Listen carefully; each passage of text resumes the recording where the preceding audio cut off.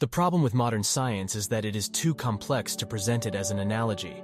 It used to be that the creator of airplanes could point at a bird and say that the device he would create would allow him to fly as well. And now a physicist, trying to produce an analogy of the principle of operation of the Higgs boson understandable to a simple person, falls into a stupor.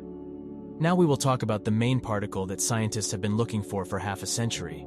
Is the Higgs boson a God particle, and how are the Big Bang, Einstein's equations, and the Large Hadron Collider related? Sit down comfortably, friends. Let's start with the explosion of an atomic bomb. We are facing a nuclear decay reaction, which differs from what happens at peaceful nuclear power plants only by the degree of controllability of the process. At nuclear power plants, two large atomic nuclei decay into two small ones. The mass of the fragments turns out to be less than the mass of the nucleus, and the difference is transformed into energy. During a nuclear explosion, the same thing happens, but without restrictions. The global principle is exactly the same as in the combustion process. Light a match, and the mass before your eyes will also be transformed into energy. It's just that during nuclear decay, mass can be converted into energy as efficiently as possible. But there are nuances here too. During the explosion of the baby bomb over Hiroshima, only 1/3800% of uranium fuel split. The efficiency is terrible, but even so, the explosion comes out the most powerful. The process of converting mass energy is clear to everyone. The only question is how effectively it can be done. And here we go to the next level. This is the same Einstein formula about the equivalence of mass and energy. If you take a calculator and use it to calculate the energy, for example, batteries, you will get some kind of absurd figure with a huge number of zeros. To be more precise, the mass of one battery is enough to release energy for 250 billion such batteries. Sounds weird, doesn't it? But the principle is actually the same as with atomic bombs. We just don't know how. And sometimes, for security reasons, we don't really want to turn the entire mass of an object into energy. But what if, using the rules of elementary mathematics, change the Einstein equation and try to get not energy, but mass? This is the third and most important stage of our journey.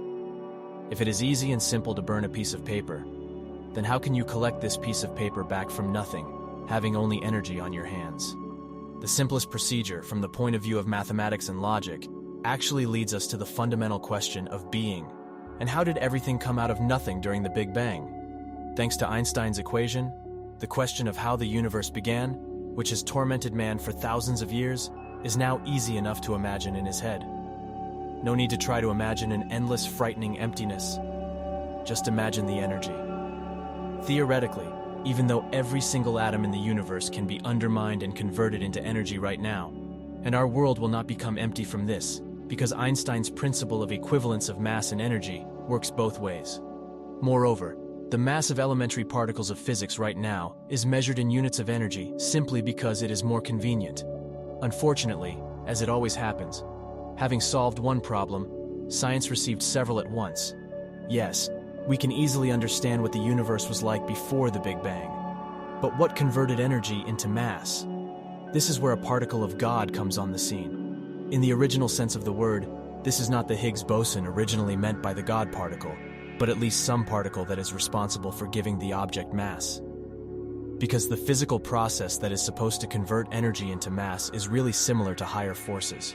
Physicists one by one wanted to call the mysterious particle not divine, but cursed, simply because, even theoretically, it is incredibly difficult to imagine it. You can get a remote and rough example yourself. Take Einstein's formula and output the amount of energy needed to produce 1 gram of mass, given that you will have to divide it by the speed of light squared. As you understand, the number will be cosmic. Thinking about where to get so much energy at all, you will most likely decide to create not a gram, but millionths of a gram of matter, and calculate that even so, to get the right energy, you need to accelerate to some exorbitant speeds. Thus, the Large Hadron Collider was invented. Having invested billions of dollars and built multi-kilometer accelerators, scientists were at least somehow able to observe the collision of particles at high speeds. Yes, these are very tiny particles, which it is not always possible to detect.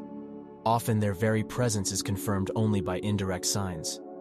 One of the tasks of the Large Hadron Collider was to search for the tiniest and most elusive particles, the size of which is difficult to even imagine. The quantum world has its own periodic table, called the Standard Model. Scientists took all the main particles, their fundamental interactions, and calculated which particles should do what.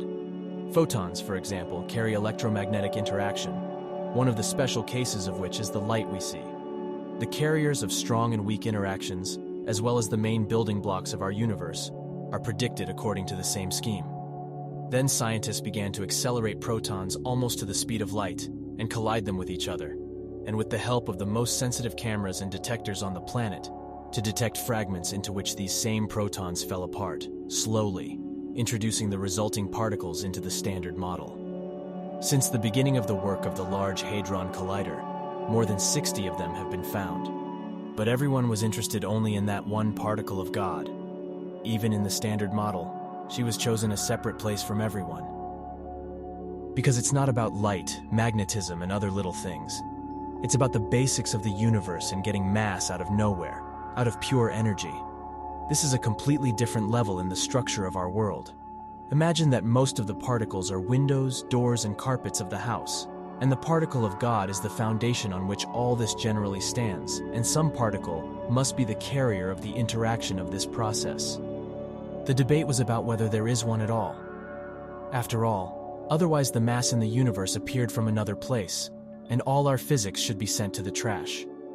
The dominant theory designed to fit the possibility of obtaining mass from energy into the Standard Model of the universe. There was a theory by Peter Higgs. He declared the existence of a field permeating the entire universe in contact with this field. Elementary particles get mass, but the interaction takes place with the help of a certain particle, which was named after Peter, the Higgs boson. It is important to understand here that the Higgs boson is radically different from other bosons. Usually, as already mentioned, bosons carry interactions between particles that are understandable and logical to us, and the Higgs boson is responsible for obtaining pure mass energy and turning emptiness into something tangible. In 2012, the Higgs boson was observed at the Large Hadron Collider. Now you understand that this is something more than another discovery of another elementary particle. Thanks to this discovery, we have moved to a completely new level of understanding of the universe. It is confirmed that the whole world is literally permeated by the Higgs field, interacting with which particles can gain mass, and as a result, the Big Bang theory has received the main confirmation in its history.